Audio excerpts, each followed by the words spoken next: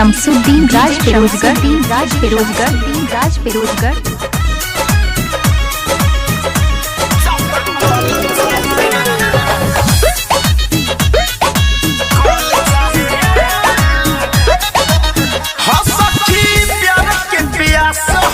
बुझता नइखे पिया पलंग पलंग से जुझता नइखे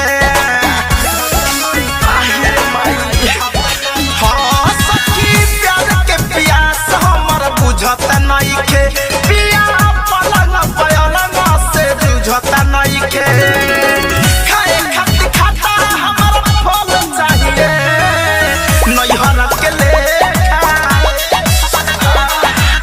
नैहर के लेखा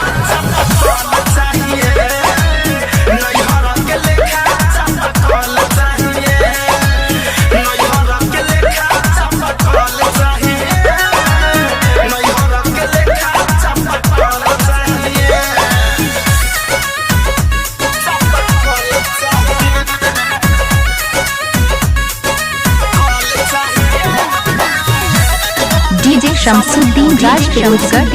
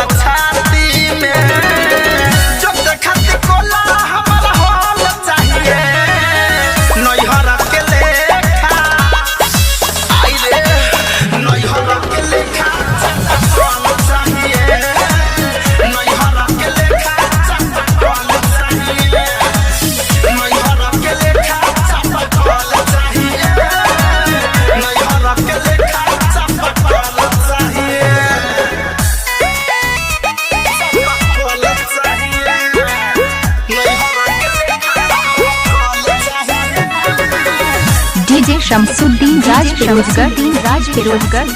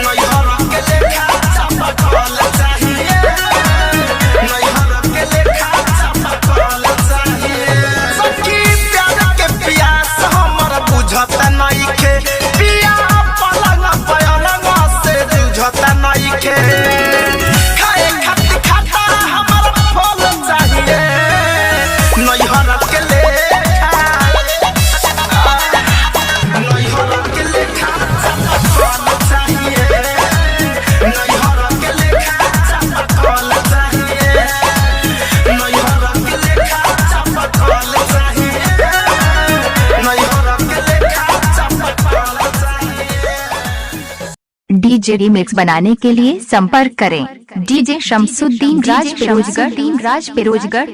मोबाइल नंबर 7499164304।